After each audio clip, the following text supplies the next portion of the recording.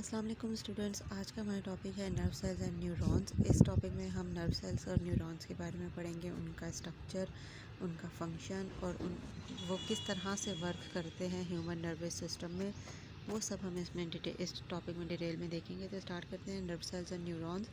Nervous system का जो basic unit होता है वो नर्व सेल्स और न्यूरॉन्स होते हैं। इसके अलावा human nervous system consist of billions of neurons plus supporting sales, neuroglial sales. Human nervous system में बिलियंस ऑफ न्यूरॉन्स प्रेजेंट होते हैं। इसके अलावा सपोर्टिंग सेल्स प्रेजेंट होते हैं, ऐसे सेल्स जो कि न्यूरॉन्स और नर्व सेल्स को हेल्प कर रहे होते हैं मैसेजेस को या नर्व इम्पल्स को कंडक्ट करने में। और इन सपोर्टिंग सेल्स को कहा जाता है न्यूरोग्लियल सेल्स। ठीक है। Neurons are specialized cells that are able to conduct nerve impulses from receptor to coordinator. Neurons जो होते हैं वो नर्व इम्पल्स को कंडक्ट करते हैं रिसेप्टर से कोऑर्डिनेटर तक और फिर कोऑर्डिनेटर से अफेक्टर्स तक। ये सारा जो आप पाथवे फॉलो कर रहे होते हैं ये इसलिए कर रहे थे कि नर्व इम्पल्स जो कंडक्ट हो रही है, जैसे ही बॉडी को स्टिमुलस मिलता है तो बॉडी उसके अकॉर्डिंग रिस्पॉन्ड कर सके। तो ये सारा जो प्रोसेस होता है नर्व सेल्स और न्यूरॉन्स परफॉर्म कर रहे होते हैं। This way they communicate with each other and with other type of body cells. इसी प्रोसेस के थ्रू जो नर्व सेल्स होते हैं वो एक दूसरे के सेल से कम्युनिकेट कर सकते हैं और बॉडी के डिफरेंट पार्ट से कनेक्टेड होते हैं। नेक्स्ट इसमें स्ट्रक्चर देखें। The nucleus and most of the cytoplasm of neuron is located in the cell body. जो सेल का न्यूक्लियस होता है और इसके अलावा साइटोप्लाज्म और डिफरेंट ऑर्गेनेलीज होती हैं वो सेल बॉडी में प्रेजेंट होती हैं। Different processes extend out from cell bodies. इसके अलावा जो सेल में डिफरेंट प्रोसेसेस हो रहे होते हैं वो भी सेल के जो पार्ट होते हैं सेल बॉडी उसमें हो रहे होते हैं।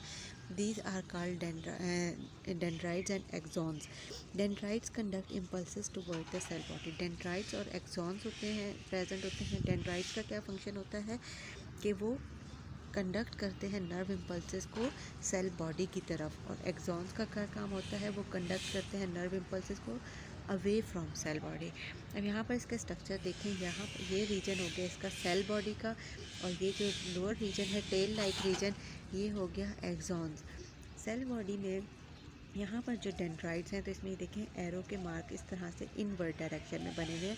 तो इसका मतलब ये है कि नर्व इम्पल्सेस को कंडक्ट कर रहे हैं सेल बॉडी की तरफ ऐसे, और सेल बॉडी से एक्सॉन्स क्या कर रहे होते हैं, सेल बॉडी से इम्पल्सेस को दूर लेकर जा रहे होते हैं। इस तरह से एरो से इनकी लोकेशन शो हुई हुई है।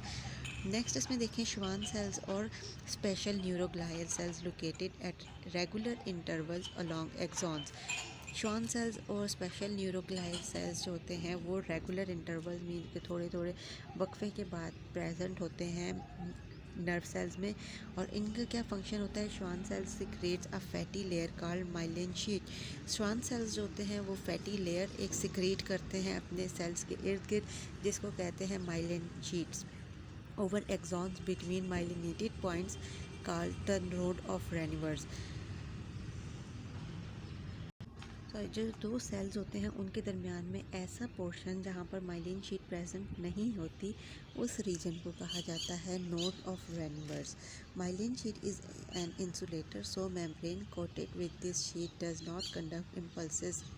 जो माइलिन शीट वाला एरिया होता है वो क्या होता है कि एज अ इंसुलेटर वर्क कर रहा होता है, और इंसुलेटर मींस के इर्द गिर्द से जो भी उसको सिग्नल यानी कि नर्व इम्पल्सेस मिल रही होती हैं वो एरिया उस चीज़ को कंडक्ट नहीं कर रहा होता है।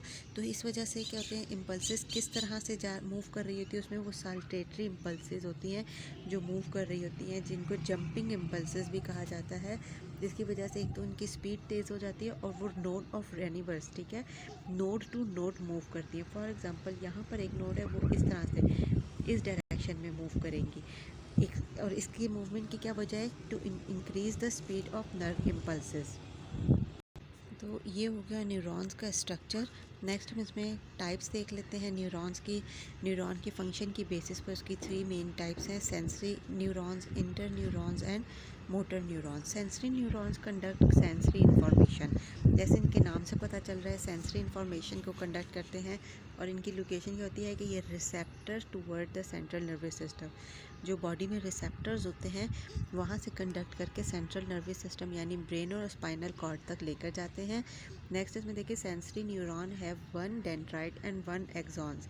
इसमें एक ही डेंड्राइट होता है और एक ही एक्सॉन होते हैं। जैसे भी हमने पीछे स्ट्रक्चर पढ़ा था, यहाँ पर इसमें काफ़ी सारे डेंड्राइट्स थे, लेकिन जो सेंसरी न्यूरॉन्स होते हैं उसमें एक ही डेंड्राइट और एक एक्सॉन होता है। नेक्स्ट है इंटर न्यूरॉन्स।